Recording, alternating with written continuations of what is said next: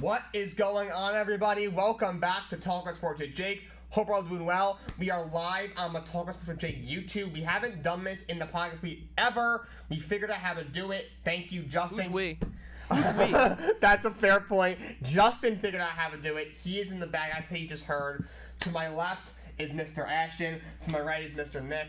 They are back for the first ever YouTube live stream Talkin Sports with Jake. In the last 22 drives in MetLife, they have not scored a touchdown at home. Wow. I forgot. There's some kind of stat. It was either 22 bad. drives of the last 22 games. Yeah, it's something like that. It's something I outrageous. don't think Jones has had a touchdown drive at home since the end of 2022. The issue with the Giants is not because they have a stellar front seven.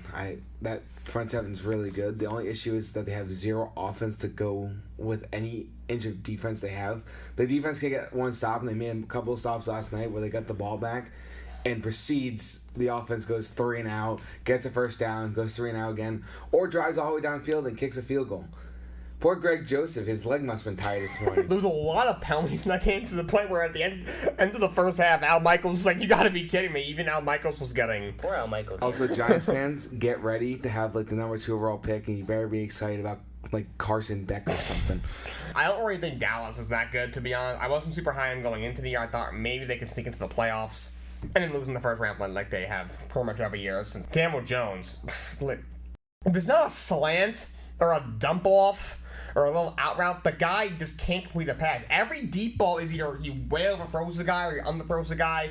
Even the completions deep down the field are Malik Neighbors or his receiver, making your really good play and adjusting. The guy's deep ball is just horrible. I mean, I'll stand by the fact that 2022 organizationally was the worst thing that could have happened to the Giants. Yeah. Because they make the playoffs, they have this great first season, but then that convinces the organization, the front office, to be fooled into thinking Daniel Jones can be this, at the very least, stopgap option for 2 to 3 years.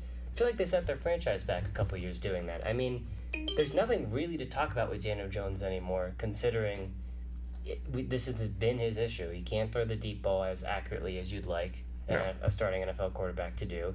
And he's not, it's another game where he turns the ball over. His turnover issues have persisted in the last 5. He's not a young player anymore. He's in his 5th year in the league. Year 6. I just pulled up his scattering report, and one of his weaknesses says attempts to throw into impossible windows, needs to work ahead of schedule more often on the next level, and it also goes waits the next step before cutting it loose too often, average release speed slowed by a small windup. Which basically just says he's got a weak arm and he likes to force things. 6th pick in the draft. 6th pick in the draft. Wow. I just want to say hi to my mom. Hi, Mom. She commented. Hi, Jake's mom. Hi, Mom. Why can't they be like the New York Jersey Jets and the New York Jersey Giants? Don't get me started. Jersey. Don't get me started. Technically, there's only one team located in New York, and it's the Bills. So. Yeah. We might be closer to Canada, but. You guys are definitely Canada.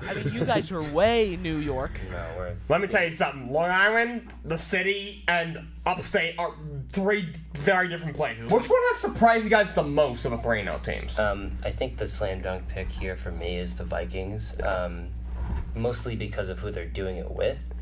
I'm going to touch on Sam Darnold in a second. I just want to congratulate and compliment just how well of a coaching job Brian Flores and Kevin O'Connell are doing for Minnesota. I strongly believe you can make the argument they're a top 3 if you look at not just from a head coaching perspective, but defensively and offensively coaching. I don't know why Brian Flores doesn't have a job as a head coach right now, because you can clearly make the argument that he is at least a top 3 DC in the league. What he's doing to a defense that isn't incredibly talented, there's some pieces, but what they're doing and how they've slowed down, a really incredible and fun Texans offense. And what Kevin O'Connell is doing as an offensive mind really showcases to me why it's so important that these franchises have their head coach be an offensive mind. How does no one say it? The Pittsburgh Steelers I with that roster, I don't get it. You have Justin Crazy. Fields, who's a below-average quarterback in this league. You have Russell Wilson, who should probably retire, but is still playing. And you have 0 weapons other than Pat Fryermuth. And George Pickens is not wide receiver 1, so sorry, Pittsburgh Steelers fans. You can get all pressed on me. I don't care. He's not wide receiver 1. He's He'll be a good wide receiver too.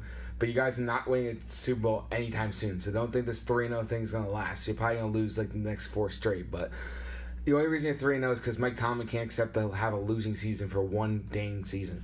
I mean, that seems a little harsh considering they've, been playing quite well and, been beating very good teams. You just really seem like you just hate the Steelers for I'm no just gonna say this. I watched my Patriots in the 2021. We were carried by that defense. Look how far they got us. We got smacked in the playoffs. Can you just not praise the Steelers for being 3-0? I'm not praising the Steelers because it's not impressive. But you said so. An impressive 3-0 is what the Vikings are doing with what?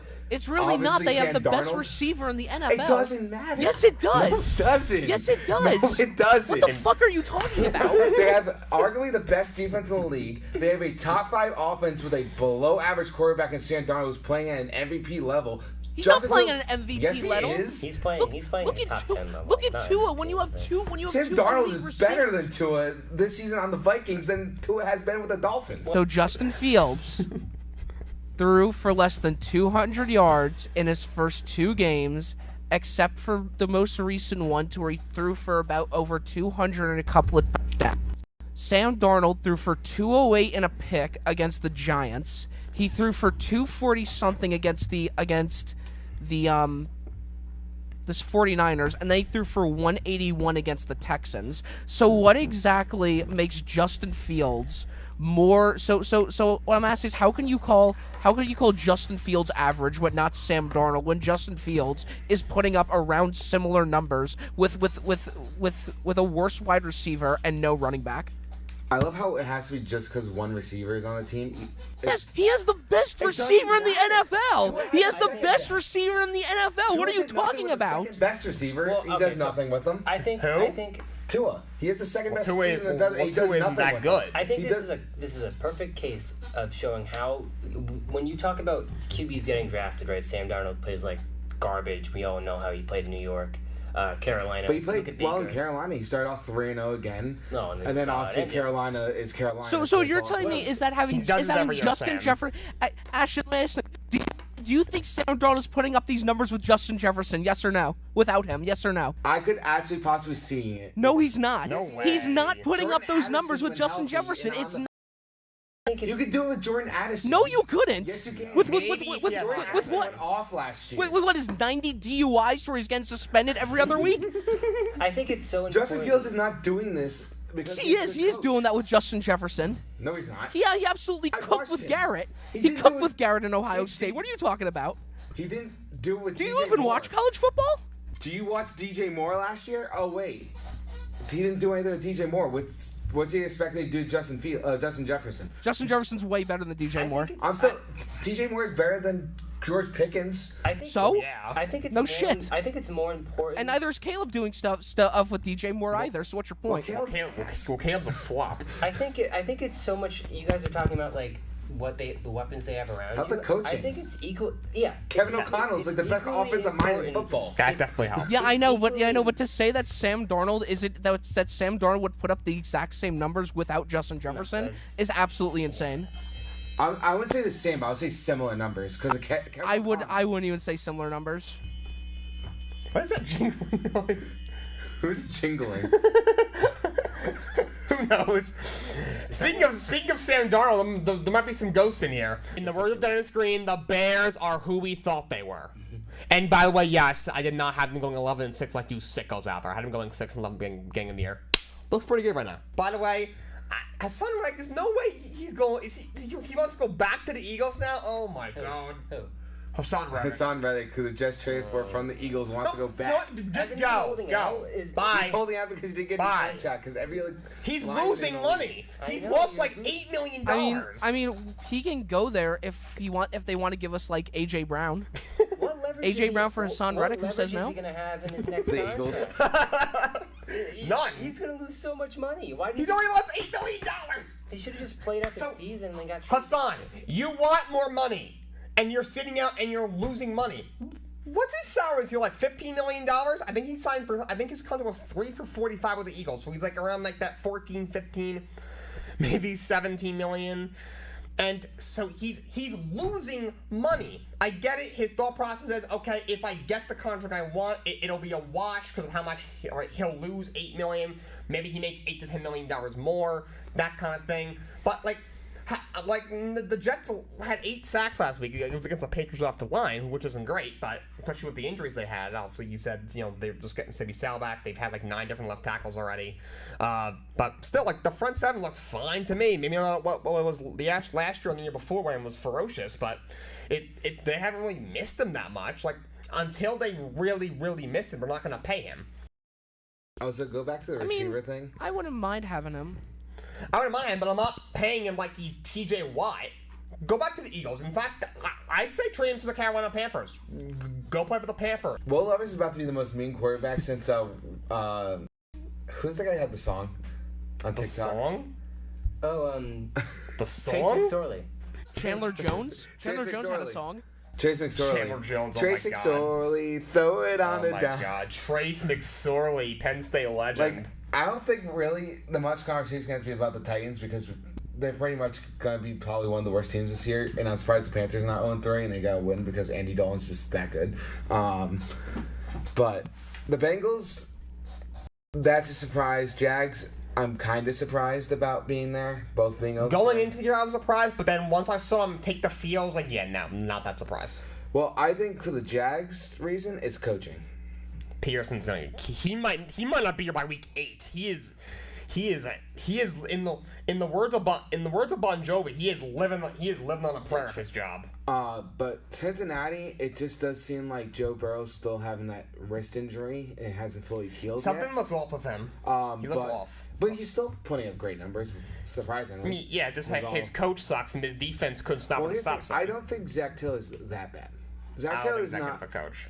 He's not that bad. I think it's just the issue is that they are the most injury-riddled team most of the time. It's like them and the Ravens, and they're in the same division for some reason. the injury bust just hits those two teams in that division. Them, the Ravens, the Chargers, and the 49ers just can't figure out how to stay healthy. And it's just one of those things where you just kind of go, oh, okay. Zach Taylor brought this team to a championship. He brought them to the Super Bowl, almost won a Super Bowl. They went they just went to the Super Bowl. I must have been in love with his coaching. Well, it's funny so far for Doug this Peterson won first a Super 3 Bowl. weeks. Yeah. He's about to get fired in 2 weeks. Also, you kind of benefited from having Nick Foles having the game of his life. Yeah, that Super Bowl. That did help. But it's just I don't think anyone's that impressed with the Jaguars. No. Doug Peterson has shown to not be that good of a coach now. How you fall off a cliff like that. He's always been a mediocre coach to me. It's Even when he was in Philly. Well, also he did have Frank Wright, who was a great offensive coordinator. Yeah, that definitely helped. He was always an okay coach. Carson Wentz was an MVP candidate that season before he tore his ACL. Yeah, and he was able to say him again. And then now he's the backup for the Chiefs, as well as Bailey Zappi. Yeah, Bailey Zappi's on the practice squad. So, the Bengals this week they have we're gonna get to game pick soon, but they got the Carolina Panthers against an old friend Andy Dalton. Here, Nick, let me ask you: if they lose to Carolina and they go up to 0-4, is the season over? I think the season almost already is, only because you look at the history of 0-3 teams making the playoffs. Yeah, it's never really happened. bad. It's been not good. If you say out of any of these three that are going to possibly make the playoffs, it would be the Bengals. Yeah. Well, yes, They have by far the best squad of any of these three. I mean, for sure. they have to go 9-5 just to get to a winning record. They can do it. It just 0-3 is a really big hole to do yourself. And this isn't surprising.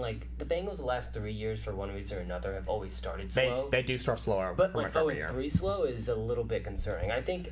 But the one positive thing is that it's not like they're getting blown out. They've been very competitive in these games. They're 3 plays away from being 3-0. Now, I don't think there's some big holes on this team. I think defensively they look all out of sorts. Something's wrong. And the vibes are just. I hate to boil it down to just this, but the vibes are just off. You got Jamar Chase. They don't look like the Jamar Bengals Chase right on now. an interview saying, "Hey, do you want to retire a Bengal?" He's like, "Sure, we'll see." What do you mean we'll see? Yeah. Yes, it's either yes or no trade me. I don't know why the Bengals handled his contract situation the way they did, because T. Higgins for the longest time, for the last 2-3 years, we've known they can't pay both of them and Jones. Speaking of cursed, Chargers news, baby. Give me a second. We got some Chargers breaking news coming up from yours truly, Oh, yeah. Justin Alter. Joe Alt Joe Alt is listed as questionable. Joey Bosa, Rashawn Slater, and Junior Colson are all out. Jesus, that team. It's so... Oh, you know what? I think they should change the colors of their uniforms, because you want to know why it looks very similar to the blue medical tent. So I really... Also, your dad did mention a 3-team trade proposal that has been floating around. I found the trade he is talking about. It's between the Jets, Chiefs, and Raiders. The Jets get Devontae Adams. The Chiefs receive a Hassan Reddick, a 2025 sixth rounder from the Raiders. And the Raiders receive defensive end George Kalafis, a wide receiver Alan Lazard, a 2025 fifth-round pick from the Chiefs, and a 2025 second-round pick from the Jets.